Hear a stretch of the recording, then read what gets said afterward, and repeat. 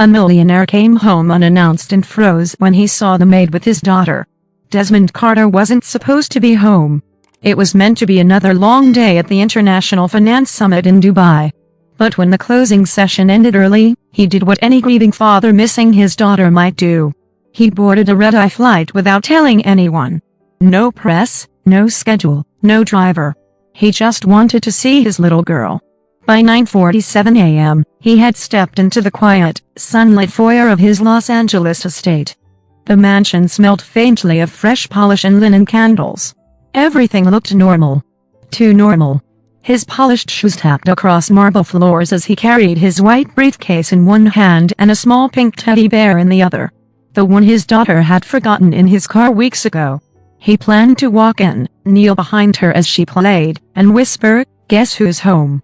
But when he turned the corner into the living room, the briefcase hit the floor.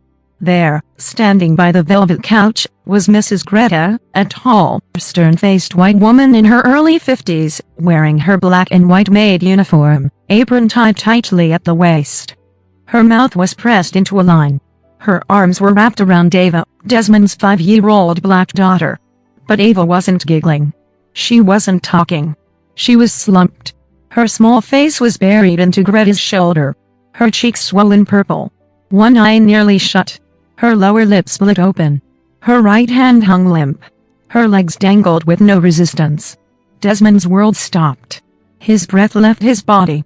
And Greta, she didn't cry. She didn't panic. She looked up at Desmond with a scowl and said coldly, "She fell again." In that moment, Desmond couldn't move. His heart slammed in his chest. His ears rang. He rushed forward, nearly knocking Greta aside and took Ava from her arms. The little girl whimpered as he lifted her. Her body flinched. He could feel her ribs twitch. "Baby girl," he whispered, tears already forming. "What happened to you?" Ava didn't speak. She just leaned her face into his chest and whimpered again. Desmond looked up sharply. "What did you do to her?" Greta crossed her arms. "Like I said, she fell. She's clumsy. Always has been." Desmond's hand shook as he dialed 911 with one hand and cradled Ava with the other. "Yes, emergency," he said through clenched teeth. "My daughter is injured, 5 years old, facial bruising, possible broken ribs. Get me an ambulance now." Minutes later, paramedics filled the room. They gently pried Ava from Desmond's arms. Her sobs turned into faint moans. One of the medics looked at Desmond, eyes full of concern. "These injuries don't look accidental, sir." Desmond stared at Greta. "You were supposed to protect her." Greta shrugged. "She screams when she doesn't get her way. I disciplined her." "You what?" "She needed structure. You left a child with no rules and too many dolls. I gave her what you wouldn't." Desmond took a step forward, fists clenched, but the officer beside him raised a hand. "Let us handle her, sir." As Greta was escorted into another room, Desmond sat on the edge of the couch, face buried in his hands. His expensive white suit was now stained with his daughter's blood. His mind spiraled. How long had this been happening? Ava had been quieter lately, less playful on the phone, but the grief of losing her mother had been their excuse for everything. Tantrums, nightmares, silence, and now it hit him like a train. Ava had tried to say something. Weeks ago, she had pointed to a bruise on her knee and said, "Greta said, I'm not fast enough." He thought it was just a strange way to describe playtime. He hadn't asked more questions. Now she had a swollen cheek and bruises across her back. He had trusted a smiling resume and polite manners more than his own child's subtle cries for help, and the guilt tore through him like fire. The ambulance lights blinked outside as Ava was lifted onto a stretcher. She looked at her father, her tiny hand reaching out. He grabbed it, tears falling down his cheeks. "I'm here now," he whispered. "Dad is not going anywhere." She squeezed once, then finally said one word. "Hurts." Desmond closed his eyes. It would never hurt again. The hospital smelled of antiseptic and heartbreak. Desmond Carter sat silently by his daughter's bedside, dressed now in simple clothes. His pristine white suit left behind, stained with blood and shame. He had been awake all night. Every time he closed his eyes, he saw her limp in Greta's arms. The purple bruise on her cheek, her whisper hurts. Ava, just 5 years old, was hooked up to an IV and wrapped in a soft blanket printed with tiny animals. Her face was bruised, one eye swollen, her lips stitched. The doctors had confirmed what Desmond had feared. 2 fractured ribs, a dislocated shoulder, and older bruises in various stages of healing. Not an accident, not one fall, a pattern. Greta had been arrested immediately after the paramedics left. But Desmond had demanded a deeper investigation. He wasn't content with assault charges. He wanted truth. He wanted answers. So he called in his own legal team, hired a private investigator, and gave them one order. I want to know everything about her. And what they found chilled him. Greta Langford, age 52. No prior criminal charges, but several families who had hired her over the years described behavioral complaints and disciplinary oversteps. Nothing formal, nothing ever stuck.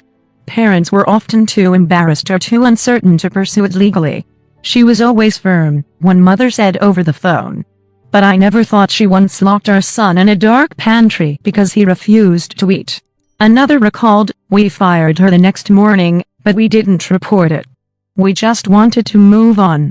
There were 7 such families, and Desmond, he had nearly added Ava to a growing list of forgotten children, those hurt by the very people paid to protect them. 2 days later, Desmond stood in the courtroom. Greta sat in handcuffs, her hair disheveled, still wearing that cold expression.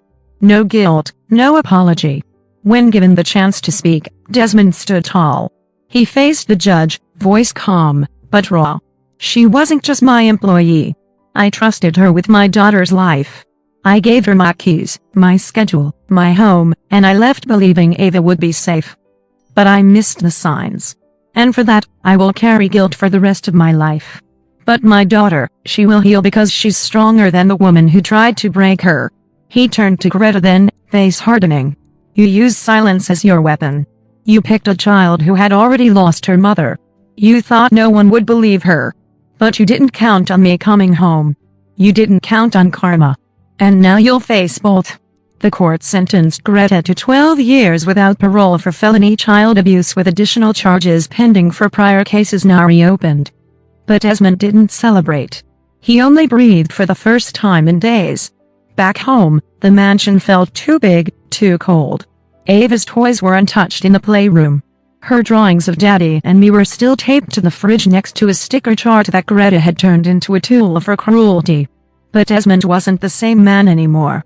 He had money, yes, power, influence, but none of that had saved Ava.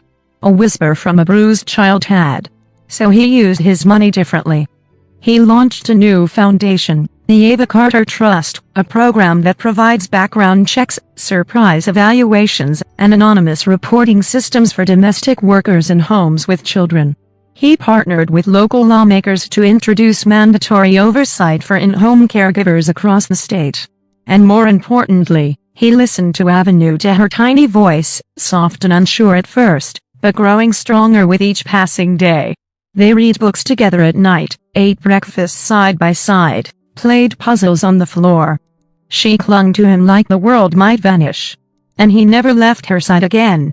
One afternoon, weeks later, Ava picked a crayon and handed it to him. "Draw with me, Daddy." He smiled, taking the purple crayon from her hand. "What should I draw?" She thought for a moment. "Draw me, but happy this time." Desmond's heart cracked, not from pain, from the slow miracle of healing. Greta had taken her voice, but she hadn't silenced her spirit. And Desmond made a promise that day no one would ever hurt his daughter again. And if they tried, the world would hear about it. If you enjoyed this story, don't forget to give it a thumbs up and hit that subscribe button for more emotional, dramatic, and unexpected tales. And let us know in the comments, where in the world are you watching from? We love hearing from all of you.